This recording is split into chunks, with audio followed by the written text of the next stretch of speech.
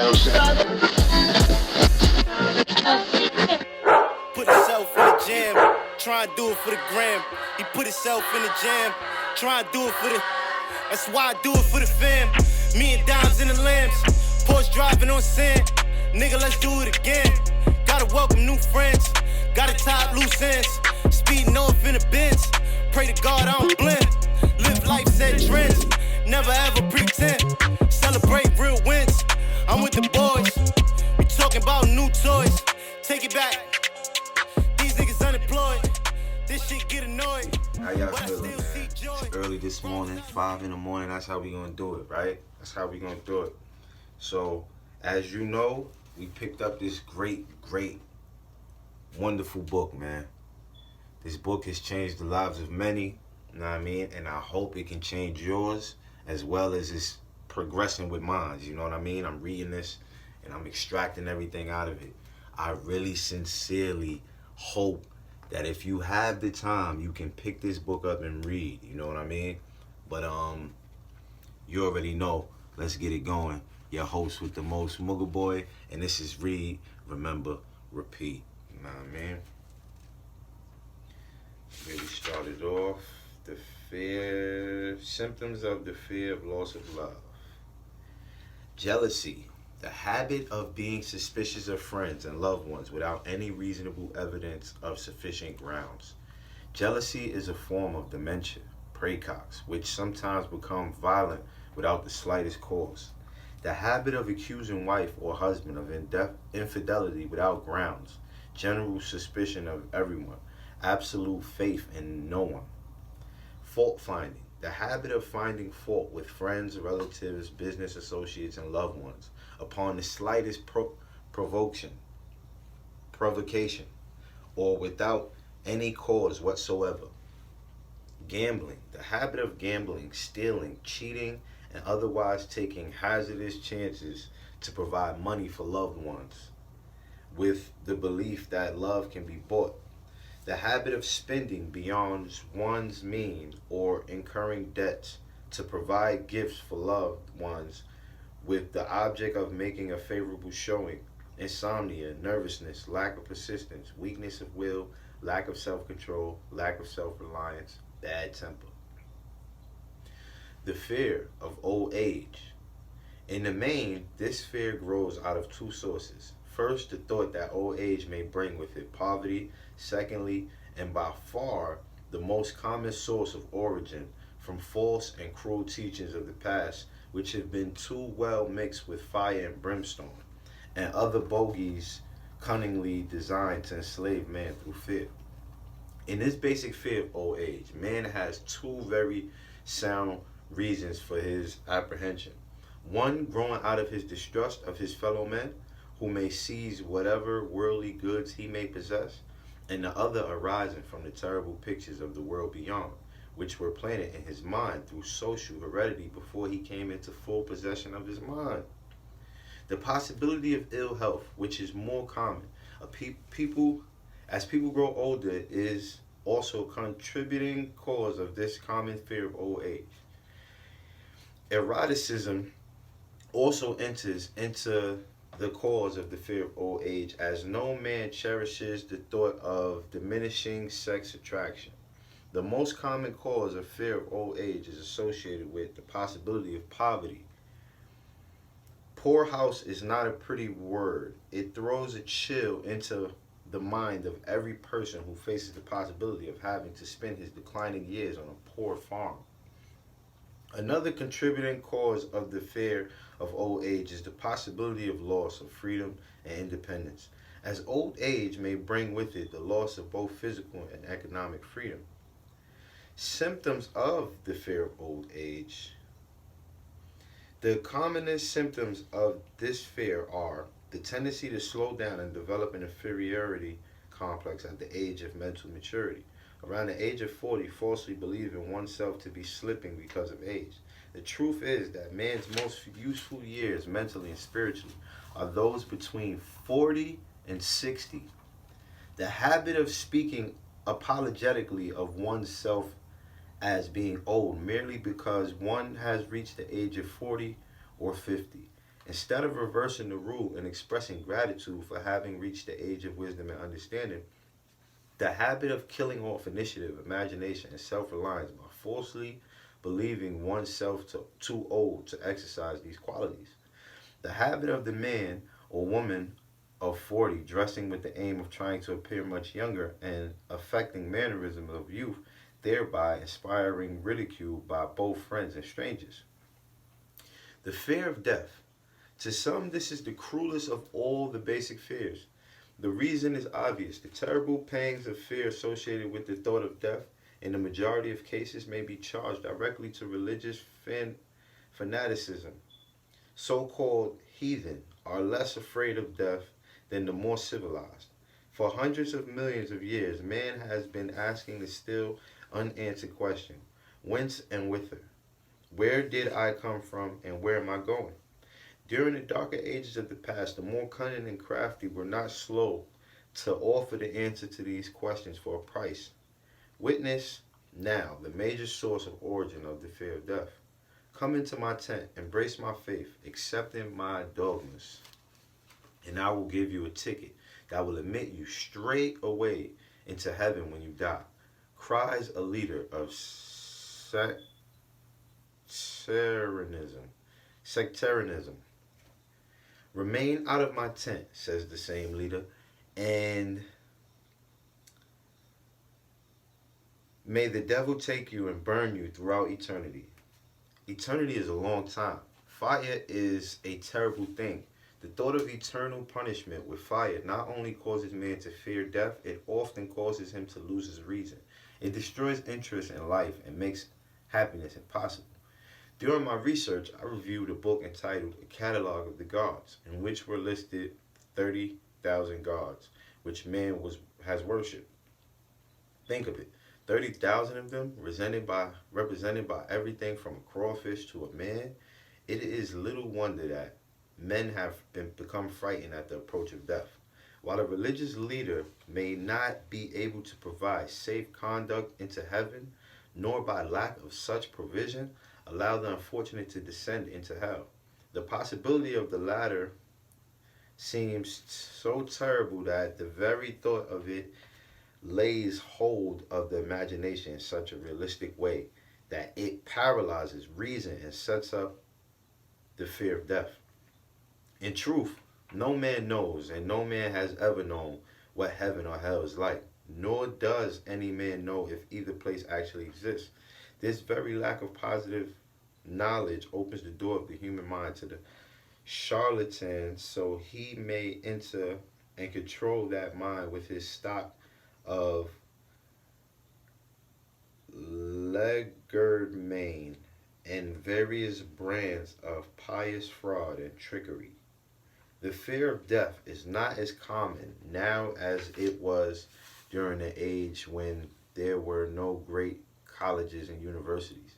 Men of science have turned the spotlight of truth upon the world, and this truth is rapidly freeing men and women from this terrible fear of death. The young men and young women who attend the colleges and universities are not easily impressed by fire and brimstone. Through the aid of biology, astronomy, geology, and other related sciences, the fears of the dark ages which gripped the minds of men and destroyed their reason have been dispelled. Insane asylums are filled with men and women who have gone mad because of the fear of death. This fear is useless. Death will come no matter what anyone may think about it.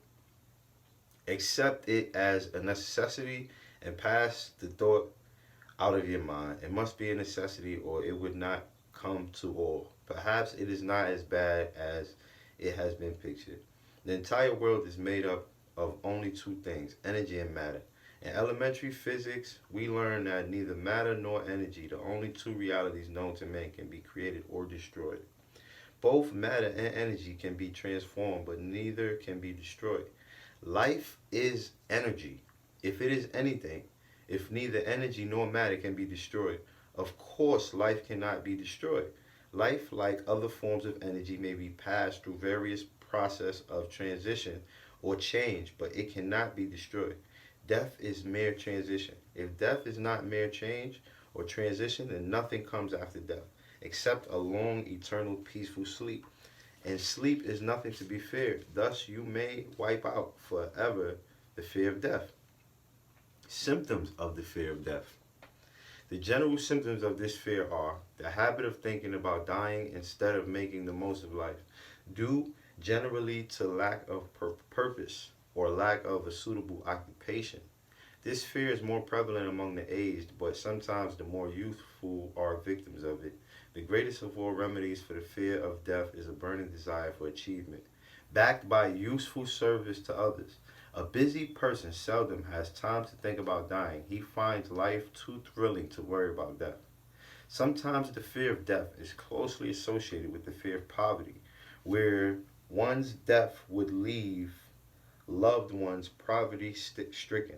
In other cases, the fear of death is caused by illness and the consequent breaking down of physical body resistance. The commonest causes of the fear of death are ill health, poverty, lack of appropriate occupation, disappointment over love, insanity, religious fanaticism. Old man worry. Worry is a state of mind based upon fear. It works slowly but persistently. It is insidious and subtle.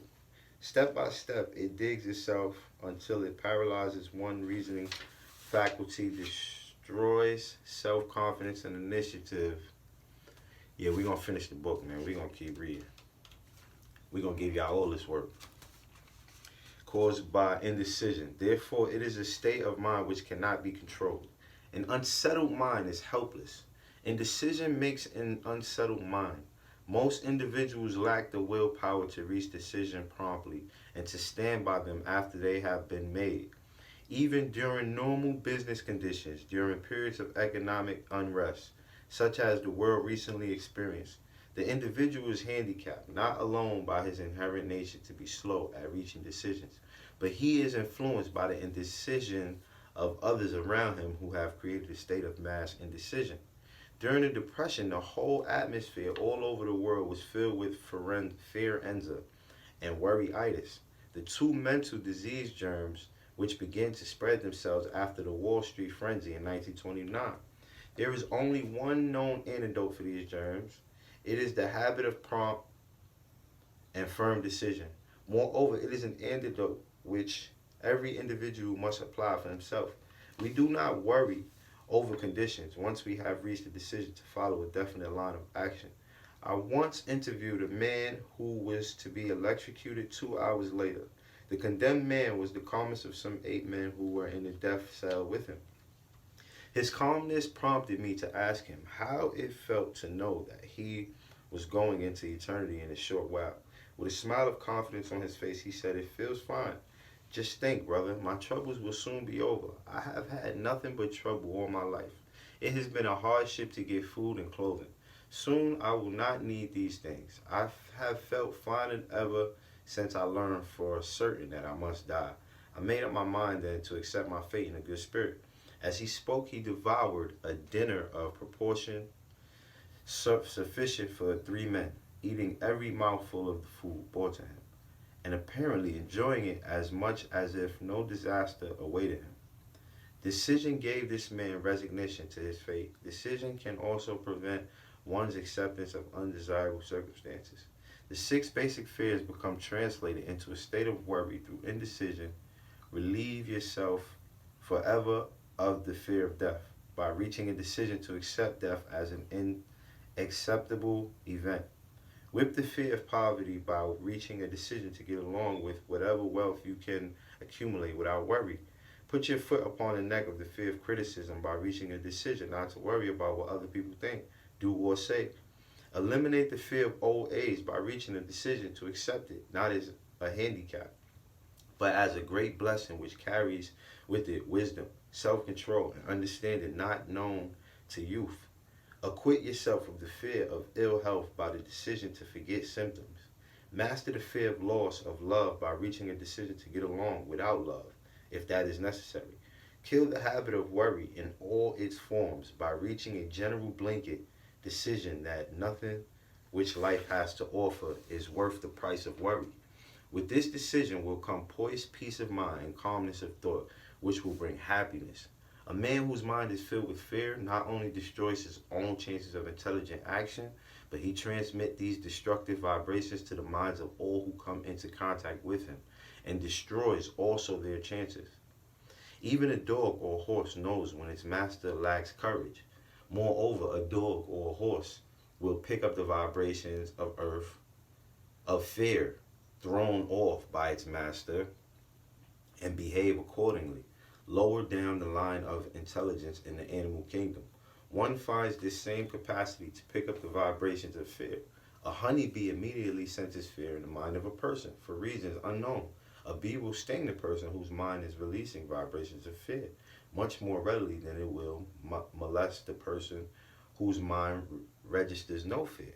The vibrations of fear pass from one mind to another just as quickly and as surely as the sound of the human voice passes from the broadcasting station to the receiving set of a radio, and by the self-same medium. Mental telepathy is a reality. Thoughts pass from one mind to another voluntarily, whether or not this fact is recognized by either the person releasing the thoughts or the person who pick up those thoughts. The person who gives expression by word of mouth to negative or destructive thoughts is practically certain to experience the results of those words in the form of a destructive kickback. The release of the destructive thought impulses alone, without the aid of words, produces also a kickback in more ways than one.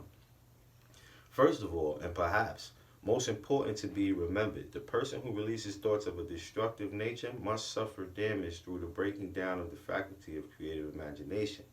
Secondly, the presence in the mind of any destructive emotion develops a negative personality which repels people and often converts them into antagonists. The third source of damage to the person who entertains or releases negative thoughts lies in the significant fact that these thought impulses are not only damaging to others, but they embed themselves in the subconscious mind of the person releasing them, and they become a part of his character. One is never through with a thought merely by releasing it. When a thought is released, it spreads in every direction through the medium of the ether, but it also plants itself permanently in the subconscious mind of the person releasing it. Your business in life is presumably to achieve success. To be successful, you must find peace of mind, acquire the material needs of life, and above all, attain happiness. All of these evidences of success begin in the form of thought impulses. You may control your own mind. You have the power to feed it whatever thought impulses you choose. With this privilege goes also the responsibility of using it constructively. You are the master of your own earthly destiny. Just as surely as you have the power to control your own thoughts, you may influence, direct, and eventually control your own environment, making your life what you want it to be, or you may neglect to exercise the privilege which is yours to make your life to order, thus casting yourself upon the broad sea of circumstance where you will be tossed hither and yon like a chip on the waves of the ocean. Alright, so we got 6 more pages, 7 more pages. Alright, so we're gonna stop here. You know what I mean? 17 minutes in, and I'm gonna come back later on today. We're gonna get it in. We're gonna finish this joint. You know what I mean? You already know, man. Promise you I'm about to fuck it up. We moving too fast, buckle up. Corporate guys, few jugglers. Smell of gas through the muffler. 4 times I'ma double up. Hennessy in a double cup. Told Dice that I'm cuffing up.